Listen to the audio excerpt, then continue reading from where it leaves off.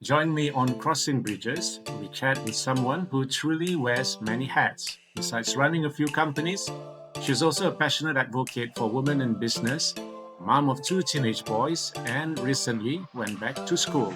She's also a TEDx speaker, inspiring the next generation of women entrepreneurs in Vietnam. An interesting conversation about leadership, purpose, and showing up for business, family, and for the community. Crossing Bridges, connecting Singapore and Vietnam. Real people, real conversations, real opportunities. So join us. Let's go. Starting business here with my partner back to 13 years ago. So we start with a consultancy business. Then after that, when we work with our customer, then we expand to different area and different field. So you can see that our company, even as quite not so-called big company, but we handle with different field, different customer, and different sector. For example, we focus a lot recently in renewable energy, especially for the wind farm and renewable energy of the rooftop solar for the industrial, for the green manufacturing. And lately, we also involve a lot with the distribution of commercial vehicle like electric truck or electric trailer. And we also do have our own retail. We do a sustainable eyewear products, and basically that is about my working background. Yep, and you're also a mother to two children. Yeah, I am the mother of the 2 children, my 2 sons, and they also carry the dual citizen, and they can choose it at the age of 18. But somehow they told me that they are Singaporean. So they will come back to Singapore to serve NS and fulfill their responsibility to the nation. I'm sure they find it very useful and fruitful. Right? Yeah.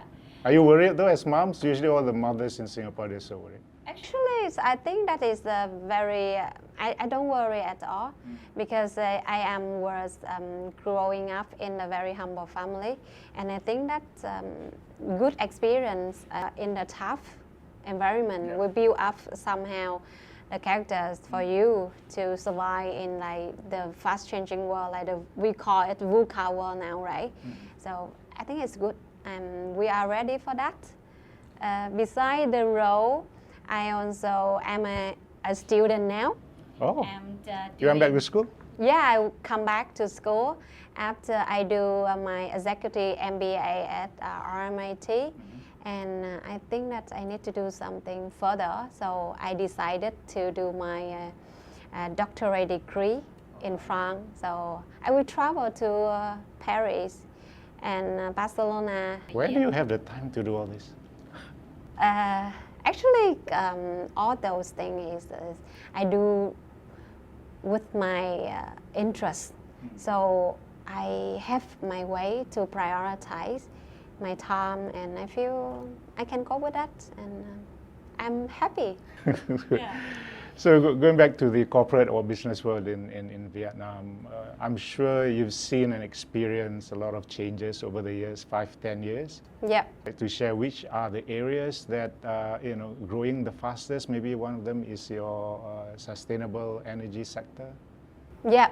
Actually, you can see that Vietnam is a very fast-growing country, and one of the fastest growth in the Southeast Asia regions. Thanks to the government's policies as well as their leadership. So Vietnam is coming up in the very fast way and on the right track, where we attract a lot of FDI, foreign investments, from Singapore is one of the top FDI in Vietnam for many years until this year also the same. And beside that, we also have like Koreans or Japanese or Europe and even America. So we are more focused on manufacturing and export in those areas that I can say is grow very fast. However, it also have some challenges raised lately with the tariff. That's, I think that more than 60 countries also experience the same with us now. So now Vietnam become very high tariff, and this is one of the biggest barrier that I believe that our government, as well as all the organization, all the company that have the business in Vietnam, also try to find the way out. However, I believe that Vietnam is still very competitive because we have a very good labor support, and we also have a very high expertise with many support from the foreign country. So going back to growing industries, new industries, specifically for Singapore businesses, are there areas that they can look into? I think that's a potential and opportunity for Singaporeans and the Singapore company coming at sustainability services. For example, you can come in at carbon calculation services or certifications for the industrial or for the factory who want to do the certify for their own factory, because nowadays it's so important. And as I shared earlier, Singapore is so much advanced in terms of carbon credits as well as carbon trading market, just after China. And Vietnam also coming up with regulations and requirement for sustainability standards. We talked about your different roles earlier on. So we go to another hat that you're wearing. You're also involved in the Singapore Chamber of Commerce Vietnam as well? Yeah. Actually, we are one of the company with Singaporean so-called portions because my husband is Singaporean. So we joined the Singapore Chambers of Commerce in Vietnam for quite a long time. Then from my observation, I say, wow, all the business seminars is mostly conduct in the areas by men, and there is so many women around, right? In many company, and the role of women is very active in Vietnam. So I talked to the chairman and the secretary team of the Singapore Chamber. Should I form a so-called community for women to have the place to share experience as well as to support each other, especially in business? Because as a woman who run the business, I experience a lot of challenges when running the business, as well as in the society. We still have some gender norms and expectations on the women, which is become one of the barrier to come for the women advance in career and a professional life. So that's why I come in and set up, and I am now the chairwoman Singapore Chamber of Commerce in Vietnam, but women in business sector. So where we organize all the activity monthly for women, or we have like 2 big days for the women. In Vietnam we have advantage, we have 2 days for women. One is International Day in March, and Vietnamese Women Days in October. So that is the 2 main activity for us together for all the business people. We do very inclusion, so including all the men, all the experts to come and share with us how we deal the business in different topics. Some topic is very related to family, but some is very related to business, and some is very like on training and sharing session where all the women to join and share experience together and to support each other. Right. Any advice or tips on women, especially from Singapore, who be posted to Vietnam or thinking of expanding their business in Vietnam? I think that for Singaporean, I believe that you don't need to do anything much, because I've had the opportunity to work in Singapore, to travel to Singapore, and to have the so-called exchange with Singaporean, especially for the women. They are very capable very independent. I feel that in Singapore, women is stronger than men in somehow, and I think that is a very good advantages that Singaporean women have better among all of the country in the region. Right. And I can see that there is still, because when you come to the new country, there is a lot of different in culture, behavior, and expectation. So in Vietnam, there is still the combination between Confucians and the modern. So we also still so-called keep some values which are very traditional for the Asian women, that we're very family oriented. And we also, like me, I also take part in the role in the public, in the business. So in Vietnam, I think that women is work harder a bit. Right. So we need to balance the times with your work and the time with your family life. So it is quite tough because not like Singapore, we usually cook at home. We don't go out and eat so often. Right. But nowadays, the young generation, we do it. But we still try to keep the meal, like the family meal together, at least once or twice a week.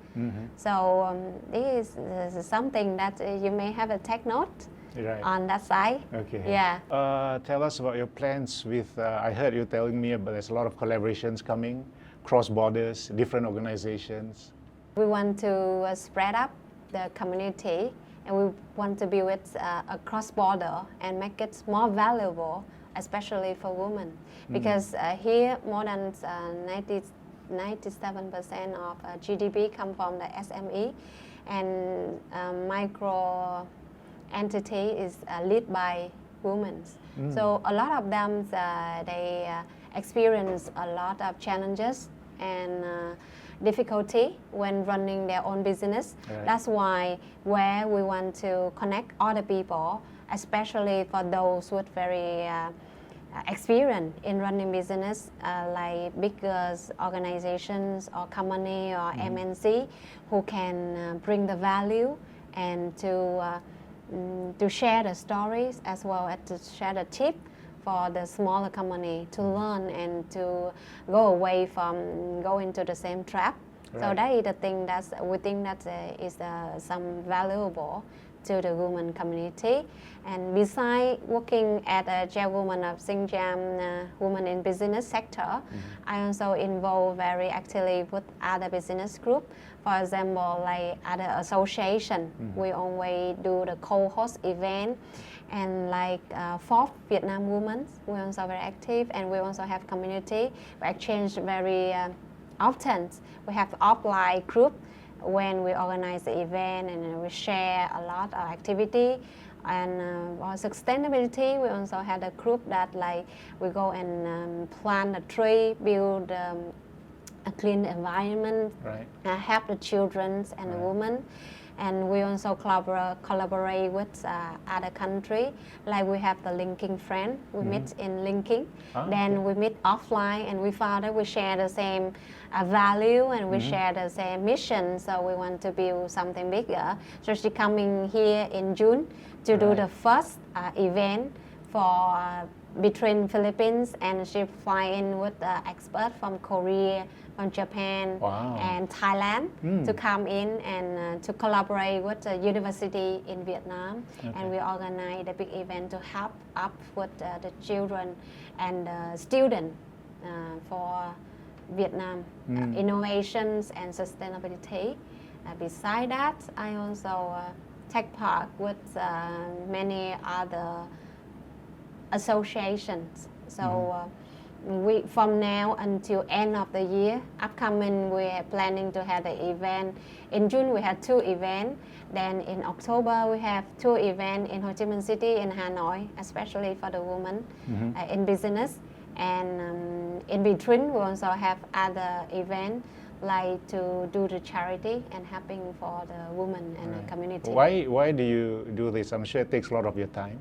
Do you feel that personal satisfaction, or you feel that you are a bit responsible because you are already up there in the industry? Yes, I think that is carry on with my value in life. I always want to do something more for the community, especially for the country where I root it. I feel appreciated because I have a lot of learning experience because I work at a consultancy, so I work a lot very closely with so-called board of director, board of management, all the people that can share with me a lot of experience in governing the company and dealing with people and creating value. So even it's taking time, but I still feel that it's worth doing that because it's making our people become better. And with a small contribution, I can make a bigger impact, especially directly to the life, which is I can see that the contribution become valuable to them. Okay, we'll wrap up with 3 short, fast questions, okay? Okay. Number 1, one Vietnamese value the world should adopt. Thank you for a very interesting question. I love to share this, and I love to spread the Vietnamese so-called the spirit among other countries, because I have gratitude and appreciation to travel in many countries, from the region Southeast Asia to North Asia, China, Korea, Japan, and to Europe, Australia. And then I noticed one thing that Vietnamese become very unique. And I rarely found it in Singapore, to be honest. Yeah, it is about neighborhood, relationship. Right, community spirit? Community spirit, yeah, the connections is very strong. You can't see it in the big city like Ho Chi Minh City, but in the smaller provinces where our neighbor is like our extended family. Because most of us is go to the big city like Hanoi, Ho Chi Minh City or Da Nang to work. Then we left our family behind. And I believe that with the connections, our family, especially our parents, still have the people to look over, to look after. Because, for example, we have a gathering so-called death ceremony. We do it very big, and we invite a lot of people to come into our house for that ceremony. And many of our neighbors, they just bring the food, and they bring their own time to come and cook together and spend time together. And I don't see it in other countries much like Vietnam. Yeah, because maybe the setting different, the society expectation different, and maybe the stress level different. So this one is one of the beauty of the Vietnamese culture, which is I feel that is very strong root for myself and for my family as well. The connection between the neighbor and ourselves. Okay, so the second question is a book or a habit that changed your life.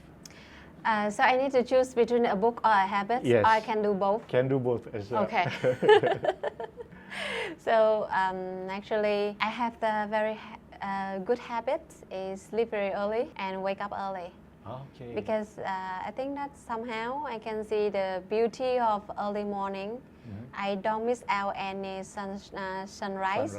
Every day the sunrise in different way, and now I have the habit of capture each day in different color.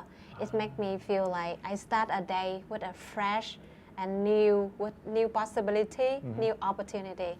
So that is the way I appreciate everyday life. Sleep early, wake up early, capture the sunrise. Yes, okay, that is cool. My so-called. It's a good habit. I don't know good or bad, but to me, it's if it works for you, it's good. It's work for me, yeah.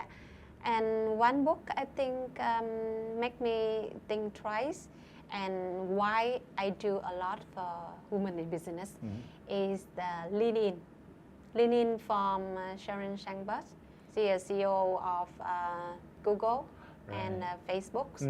So she shared a lot of story about herself And she shared about a story that the society norm, the expectations, and the disparity between men and women in the workplace, especially for the professional life.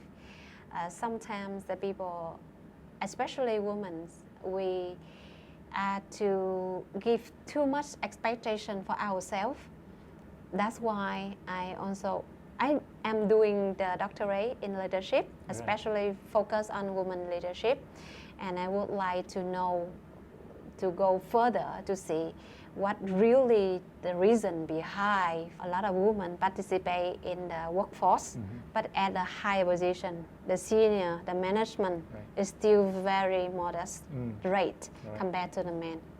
So what is the reason behind? It's still a very big question mark for me, and that's why lead my curiosity, and we should take the leadership role more confident instead of let other people decide for us. I wish you all the best in that quest. Last question. Yeah. One thing, this is especially for Singaporeans, one thing Singaporeans often misunderstand about Vietnam. Just one thing. One thing. I think if all of you the first time come to Vietnam, how do you think about Vietnam in your mind? Lots of motorcycles. A lot of motorcycles, yes, that is one fact. But for those never traveled to Vietnam, especially for the elder generations, because now the younger generation, they have social media, they have a lot of channel to know about everywhere they want to know.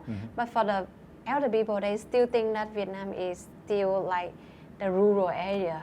In the jungle, it's nothing there. A lot of villages. Or the village, yeah. But when you come into Vietnam, then you realize, it's different. A lot of people share with me the same experience. Because I take a lot of internship from Singaporean, from SMU, NTU, and US every year. We do like 2 batch each year. And a lot of parents, some parents very serious, they ask the school, you need to guarantee my son's safety. Everything needs to be under school guarantee. Otherwise, she don't let her daughter to come in because she thinks it's too dangerous and everything needs to be. It's not like Singapore. Singapore is a very safe, very comfortable place. It's totally different. So they show a lot of worry. But when you come to Vietnam, how do you think about this? Yeah, it's a safe country. Yeah. Just be careful when crossing the road, that's all. Yeah, but you don't worry. When you cross the road, you feel that dangerous. But when you cross the road, the car will stop for you. They make way for you. They will make way for you. In Singapore, you get honked. You can see the messy need in Vietnam, the way. Because the way we ride, you can say, I cannot cross the road. If you wait for the people to stop, you can wait forever. Yes. You can wait for the whole day. But the moment you start step on the road, the people will give you way. Yeah, that's so order in the chaos. Yeah, how it's going here. Okay, thank you very much. Thank you very much for having us. Thank you for sharing your experience and your time with us. Thank you very much, Catherine. Thank you so much for your time as well. And I'm very happy to share. And I would like to have more people know more about Vietnam. Don't misunderstood about Vietnam like before. Sure.